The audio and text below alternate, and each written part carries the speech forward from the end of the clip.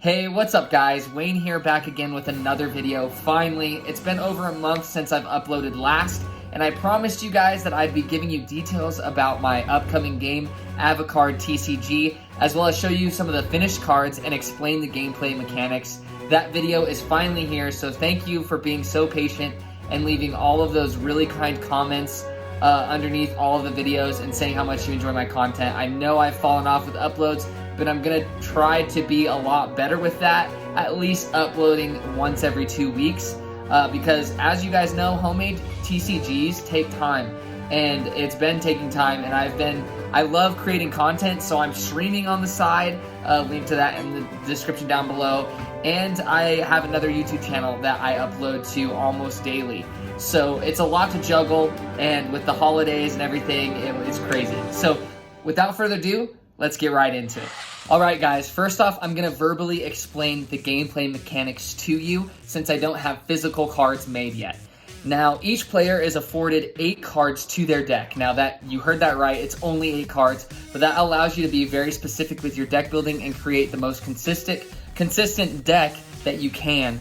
And it has a really cool board game type feel. So it's a blend of a board game / card game, but it's a TCG and all you need is cards. Now, the battlefield itself that you and your opponent are going to be playing on is a 4x4 grid of cards. Now, these cards range from just blank cards to elemental bonus cards. Now, elements, fire, wind, earth, and water, those element bonuses can range from +1 to +3. The bonus varies with each of those elemental bonus cards.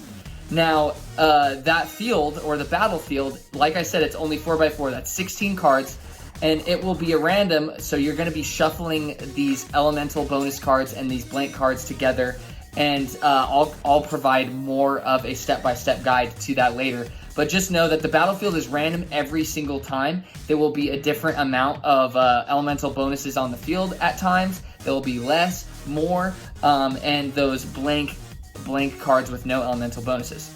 Now, say I have an earth type creature and there's a fire elemental bonus +3 on the field, and I play that earth type creature on that fire elemental bonus. So the fire elemental bonus is +3, and I play that earth type creature on top of that. That means it will -3 to my creature since it's not that element type.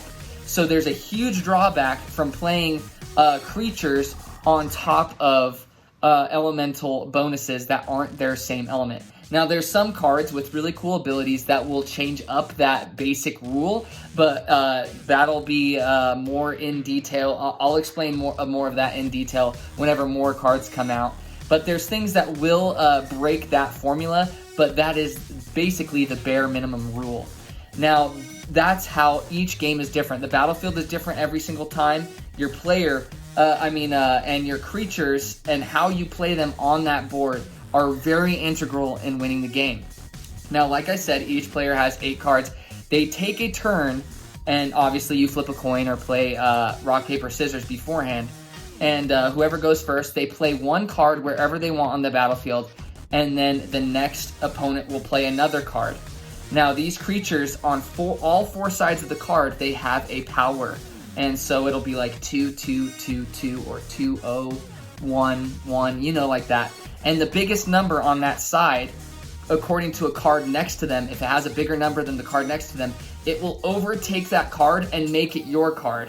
Now, and what do I mean by that? So you place a token over it of a certain color. So all you have is cards and tokens, and you place a token over the creature that you defeat. Now, that your opponent can do the same. They can place a card and overtake the creature that you just placed, or they can place a card next to a previous creature that you placed and overtake that one. And whoever has the most overtaken creatures, I don't have a vocabulary word for it, but overtaken creatures at the end, when both players have played all of their cards, they win.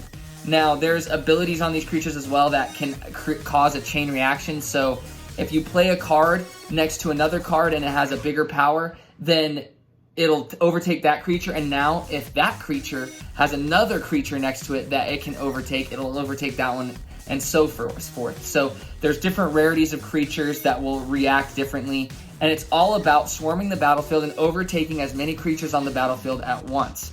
So you have to be there's kind of this board game / chess type feel to this game, as well as a card game on how you place these creatures. It's just as important as your deck building, and placement is just as important as what card you're playing. So hopefully all of that makes sense. I will physically show you guys eventually, but I don't have any physical cards printed out yet. But if you guys have any questions, like I said, leave them in the comment section down below. I hope they made sense. Now I'm going to be showing you guys some of the prototypes of my card game digitally. Now here is a rough draft of the card back. Obviously it's very, very simple. I am very new. That's my dog with his squeaky toy in the background. I am very new to digitally creating cards, but this is what I have right now. I just kind of want a leather type feel, and then those 4 circles representing the 4 elements. Now the font especially is in the works. This is definitely not a final product. I hope you guys know that. And I want you guys to know that. Now, moving on to how the card layouts will look. So for instance, we have a baby dragon here. Again, the font isn't finalized. I'm still trying to decide what looks best, but these are as finalized as I have currently. Now here's the power types that I was telling you guys about. So there's 2, 0, 2, 2, and then 0 again. Now 1 power, this is where I can explain this. 1 power, so decks can have a total, and I'm still trying to play test in my head what will be best, but like a deck can only consist of a maximum of like say 10 power. So you have to build your deck around that power system. Rarer cards are worth more power. So so if it's a 3 power card, it's rarer than a 1 power card, and usually it tends to be more powerful as well. So deck building will involve their power rating a lot. And that kind of plays into keeping decks more balanced and making it feel like a new player can have as much of a chance at winning as an old player or a player that's seasoned in the game, just when it comes to power of a deck. So only your skill and how much you've learned at the game will weigh in, which is nice in my opinion. So here's the title of the creature. It's 7 out of 80. I'm aiming for an 80 card first set. And then usually it'll have some flavor text, and if it also has an ability, the ability will be located in this area as well. But the ability text, the flavor text says, the size of dragon eggs can range from a basketball to a car tire depending on their breed. So just little flavor texts to give it a little bit of personality. Now, again, these cards are subject to fluctuate in their design as well as how they look, but this is how it is. So here's the baby dragon. Let's switch over to another one. So a dragonfly right here. So it's obviously a mixture of a dragon and a fly. Another 1 power, an annoyingly scary combination detested by all fishermen. Number 9 out of 80. And a flame sprite. Flame sprites are usually the size of the head of a matchstick. The smallest firefly can easily spark the largest wildfire known to mankind. Let's go through another one. Generic slime. Generic slime tend to be easy fodder for aspiring adventurers. A lava lizard. The average lava lizard can only survive for around 12 hours when outside of its volcanic habitat. Unknown Nessie. And then here's an effect. So we're going into, see, it's 2 power instead of 1 power. So that means it's a higher rarity, and it will be better than a 1 power type creature. So here's an effect. Gain an additional +1 when placed on a water element bonus. So you get an additional +1 on whatever the water element bonus is. Holy crap, that is a typo. I'm glad I'm seeing this in this video. That's a typo. That's going to drive me nuts. Very little is known about Nessie and its mysterious ocean home. So let's go over to this one. Pesky pixie. Pixies are no different from flies in the fantasy world. Small sapling. A sapling is practically harmless by itself, but a group of saplings can grow into several large problems. So there's a little handful of cards for you guys to check out, and now you kind of have an idea of the card layout and how it works with the gameplay that I just described.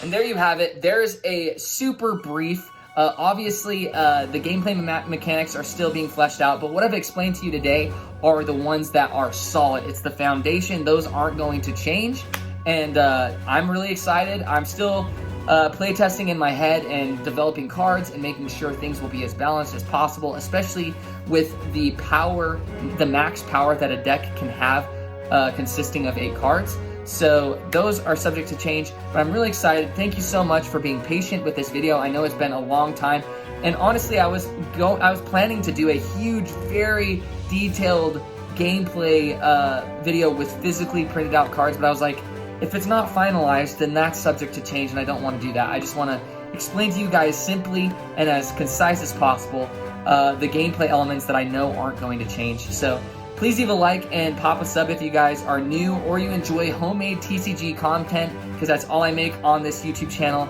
I appreciate you guys yet again. If you guys like streaming, go check out my stream. If you guys like mobile gaming, I have another YouTube channel, again, linked in the description below. But I appreciate you guys taking the time to watch this video, and take it easy.